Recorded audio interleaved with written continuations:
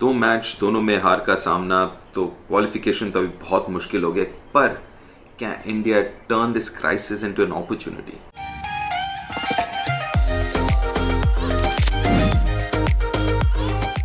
Hello and welcome to deep point.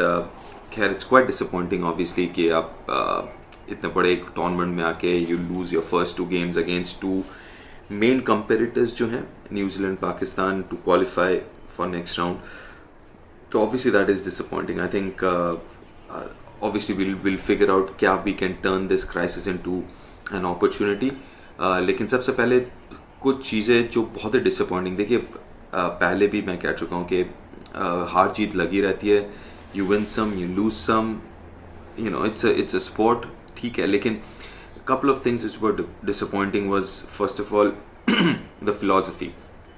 There are two basic schools of T20 cricket मेरे हिसाब से. एक है जो इंग्लैंड और वेस्ट इंडीज़ खेलती है, जो कि पहले बॉल से लेकर आखिरी बॉल तक आप अटैक करते रहो, वॉट एवर हैपन्स आप अटैक करो. And the other school of T20s जो इंडिया खेलती है, पाकिस्तान खेल रही है, you know some of the other teams, New Zealand to a certain extent, के जो टॉप 3 है उनके ऊपर ज़्यादा दारोमदार है. और फिर यू नो टॉप 3 में से कोई एक या दो जो हैं 12-13 ओवर तक खेलेंगे, उसके बाद मिडिल ऑर्डर कंट्रीब्यूट करेगा आके बड़े बड़े शॉट लगा के, middle order, and then you reach 160, 180, 200 whatever. But the philosophy is कि टॉप 3 जो है that has to perform. So these are basic 2. So India obviously is top 3 based, you know Rohit, KL और Virat, around them, and then उनमें से कोई एक को नीचे तक खेलना पड़ेगा, and then you go on and get scores. I was extremely disappointed to see कि suddenly एक मैच पहले पाकिस्तान के साथ हारने के बाद you completely change that philosophy जो इतने दिन से कारगर साबित हुई है. ऐसा नहीं कि India has done well in T20 guys, तो वो was gone. आप ईशान को लेके आए, ठीक है, but why Rohit goes down the order? Again, the strength, India's strength जो रहा है is 1, 2, 3 is the top order, and Rohit, yes, you can argue कि ट्रेंड बोल्ट था, but you know someone of Rohit's caliber and experience, आप I mean you would expect कि यार रोहित संभाल लेंगे. ट्रेंड बोल्ट के 2 ही तो ओवर होंगे जो जहाँ पे स्विंग होगा. I'm sure, I mean Rohit it's not that कि लेफ्ट आर्म सीमर देखिए आउट हो जाते हैं whatever. So I think I mean वो एक मुझे थोड़ा सा डिसअपॉइंटिंग लगा. चलिए वो भी मान लिया कि आपने कहा कि you know fearless क्रिकेट खेलना है, you know पहले से लेकर आखिरी तक हम वैसे शॉट खेलते रहेंगे. तो फिर बीच में what was that? I mean जब हार्दिक और ऋषभ बैट कर रहे थे 3-4 विकेट गिरने के बाद, then that fearless cricket was gone. And तब मुझे लगा जब वो यू नो पार्टनरशिप हुई बीच में, it seem like you know it was a confused approach कि क्या करें, शॉट लगाएं नहीं लगाएं, थोड़ा पार्टनरशिप करें बाद में जाके शॉट लगाएं. बिकॉज माई पॉइंट इज वो 110 वैसे करके कोई फायदा नहीं. या तो you try to get to the par score, अगर आपके दिमाग में 150 एटलीस्ट ट्राई देर, ट्राई करते करते अगर 90-100 पे भी आउट हो जाए that's fine.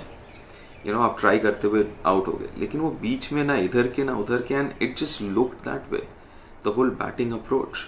And I am not saying कि यहाँ पे मैं ऋषभ या हार्दिक के बारे में नहीं कह रहा, मैं I am just talking about the whole philosophy कि एक टीम का होता है ना, एक अप्रोच होता है, एक स्टाइल होता है खेलने का. And that was disappointing. That मुझे समझ में नहीं आया इंडिया का स्टाइल क्या था, what was India trying to do achieve वहाँ पे, you know.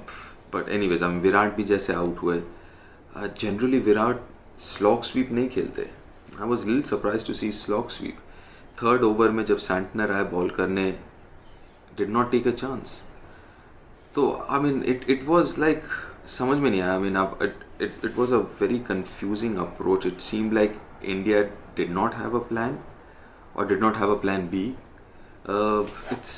So that's what I mean. हार जीत एज आई मेंशन लगी रहती है and everything else, but you know that's my point of view, the whole you know the reason जो मैं इतना डिसअपॉइंटेड हूँ. सेकेंडली एंड मोस्ट इम्पॉर्टेंटली अभी आगे चल के क्या, देखिए अभी और मैचेस हैं, 3 मैचेस हैं अफगानिस्तान के. आई मीन तीनों मैचेस जीतना बहुत ज़रूरी है, सिर्फ जीतना बहुत ज़रूरी नहीं है, नेट रन रेट भी. चलिए आपके लास्ट 2 गेम नामीबिया स्कॉटलैंड है, तो you can still manage to a certain extent, but अभी ऑब्वियसली इंडिया के कंट्रोल में नहीं है, बिकॉज अफगानिस्तान को हराना पड़ेगा न्यूजीलैंड को, लेकिन अफगानिस्तान अगर न्यूजीलैंड को हराती है that also means that Afghanistan net run rate would be better. So it's quite weird. But future थोड़ा सा long term, I think it is a crisis. There is no two ways कि ऐसा 50 ओवर के world cup में हुआ था and needed to turn things around, right. मेरे ख्याल से दोबारा उस जगह पे आ चुकी है where the authorities, the selectors, captain जो भी हैं should go back to the drawing board and figure out क्या जो ये अप्रोच है T20 का, is it the right approach, what is the style of cricket, क्या हम लोग करना चाहते हैं. देखिए इंग्लैंड आज जहाँ पे पहुंचे वो रातों रात नहीं हुआ. 2015 से वो सफ़र शुरू हुआ था which was based around predominantly 50 overs cricket. 2015 world cup के बाद से 50 ओवर्स क्रिकेट से शुरू हुआ था, जिसका बेनिफिट अब T20 में भी मिल रहा है इंग्लैंड को. तो ये रातों रात होने वाली चीज़ें नहीं है.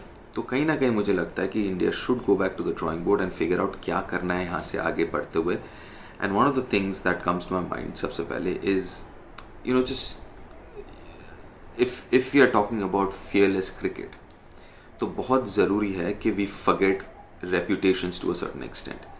क्योंकि fear तभी आएगा ना जब you're trying to create something, a reputation or protecting a reputation वगैरह.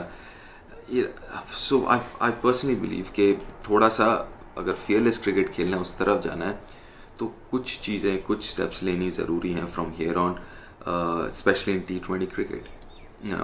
IPL है one of the most competitive leagues in the world, one of the best leagues in the world. Then why not depend on IPL T20 के लिए. जैसे हम Ranji trophy हम देखते हैं for test match cricket, why not look at IPL. yes, Mushtaq Ali is important, but वो filter हो जाता है ना, मुश्ताक अली से आप फिल्टर होकर IPL में आते हैं, IPL से फिल्टर होकर India. So if that's the case then मेरे ख्याल से IPL performances should be a benchmark, a benchmark just based on which people are selected, and irrespective of who you are. I think it is important कि जो approach है, जो mindset है T20 का, I think it's time to change, because future जो है, and this is how I think the future of T20 cricket is, जैसे England खेलती है, फ़र्क नहीं पड़ता जॉस बटलर जितने भी बड़े बैट्समैन हो अगर जल्दी आउट हो जाते हैं शॉट खेलते हुए, दैट इज़ फाइन. फ़र्क नहीं पड़ता जेसन रॉय आउट हो जाए, बिकॉज उनके पास एक वो गहराई है which is again happened over a period of time, and there is, it does not depend on 1 or 2 players. ऐसा नहीं है कि अच्छा X रन करेंगे तभी इंग्लैंड जीतेगी या Y रन करेंगे तभी इंग्लैंड जीतेगी. 1 से लेकर 11 तक जो भी है, they bat till number 9, 10 and it does not matter. पहले बॉल से they go hard but they are sensible. ऐसे नहीं, they are sensible, but it is not कि अगर एक बंदा रन नहीं करेगा, 2 बंदे रन नहीं करेंगे तो फिर टीम हार जाएगी. So I think that's the future of T20 cricket, और कहीं ना कहीं अभी से काम करना शुरू करना चाहिए. And that is what I mean, that crisis है, but can we turn this crisis into an opportunity. Well, आपको क्या लगता है? I am sure you are disappointed. There is no two ways. It is disappointing for Indian fans, Indian cricket fans. So so it is there. But what do you think? Do you think it is time, without being angry, I honestly, being very unbiased, I think that is how it should be.